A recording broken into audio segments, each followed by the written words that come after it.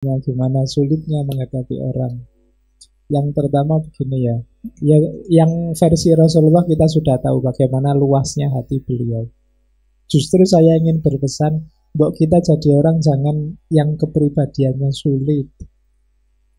Ayo jadi orang yang memudahkan, bukan orang yang menyulitkan. Semoga kehadiran kita itu isyarat masalah selesai. Bukan kehadiran kita isyarat nambah masalah. Kan banyak orang itu yang kehadirannya malah nambah masalah ini. Tadi rapat santai-santai lancar, begitu dia datang ruwet sudah sekarang. Dia usulnya aneh-aneh, pikirannya tidak karu-karuan. Jadi orang yang bikin sulit. Jadi kalau dalam bahasa leadership itu, mari kita jadi problem solver. Jangan jadi part of the problem. Jangan jadi bagian dari masalah. Apalagi troublemaker. Kalau troublemaker itu ya hidup tenang-tenang malah bikin masalah. Kalau tidak ada masalah tidak rame. Terus dibuat-buat masalah dia. Ini namanya troublemaker. Kalau bisa ya kita jadi problem solver. Kita yang menjadi solusi atas masalah. Itu kalau versi kitanya yang mungkin menyusahkan atau tidak bagi orang lain.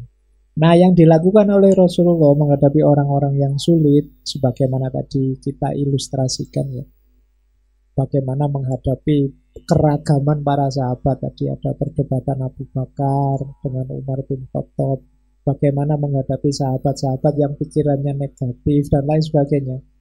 Yang pertama memang kuncinya hati yang luas.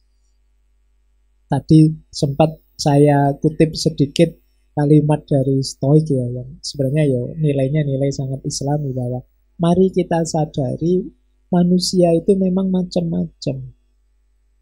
Kalau kita hanya siap dekat dengan orang yang satu versi saja dengan kita, kita akan kecewa.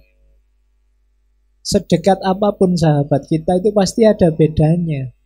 Pasti tidak persis sama dengan bayangan dan keinginan kita.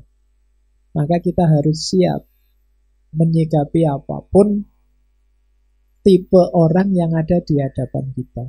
Dan sunatullahnya memang begitu. Malah aneh kalau ada orang yang persis sama dengan kita, keinginannya, isinya tidak mungkin, mesti beda.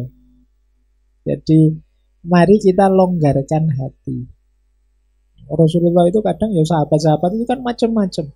Ada yang usil, ada yang lucu, ada yang keras ngamuan, ada yang lugu seperti orang-orang Badui. Tapi semuanya bisa ditampung. Hidup bersama di Madinah. Bahkan ada yang beda agama. Ada Yahudi, ada Nasrani. Semuanya dilindungi, ditampung, dinyamankan. Kalau berkhianat ya dihukum. Bukan karena beda agama, beda apa ya, karena mengkhianati kesepakatan bersama. Jadi itu yang menurut saya penting. Apalagi nanti kalau masih jadi pemimpin tadi ya pemimpin rumah tangga, ya pemimpin organisasi.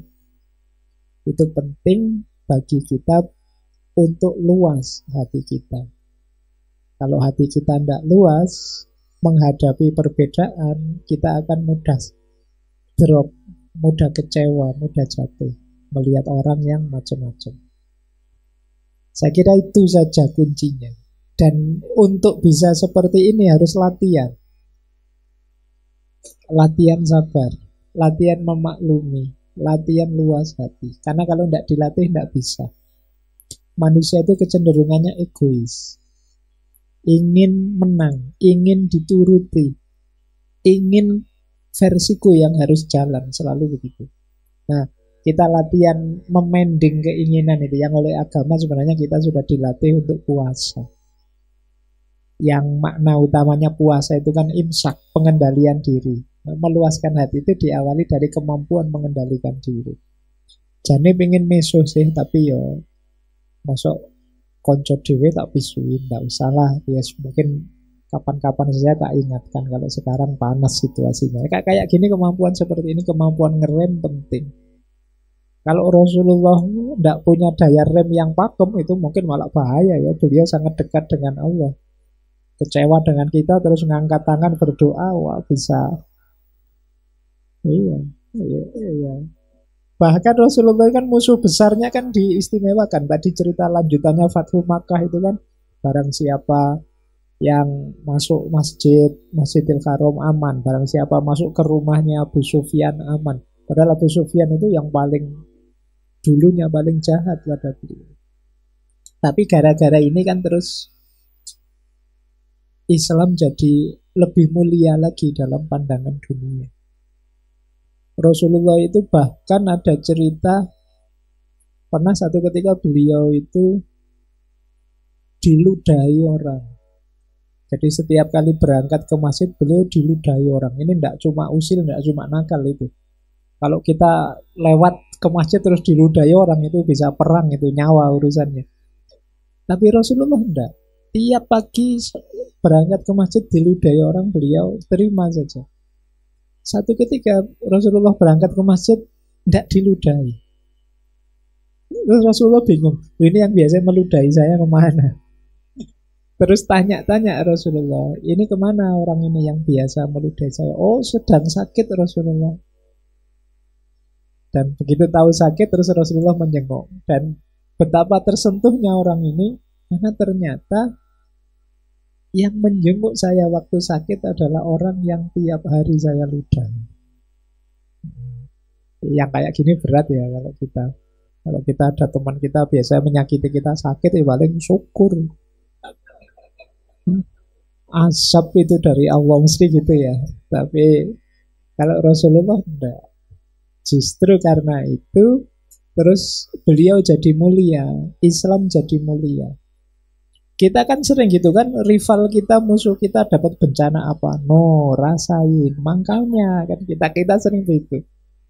Jadi bukan mensyukuri, mensyukurkan. Mensyukurkan itu kan nyukurno itu. Syukurin lu. Jadi kan kita sering begitu kalau ada rival kita jelek, salah, jatuh. Ya akhirnya sama-sama tidak mulia. Tapi Rasulullah dengan perilakunya itu akhirnya beliau tambah mulia. Islam tambah mulia, tambah disukai orang.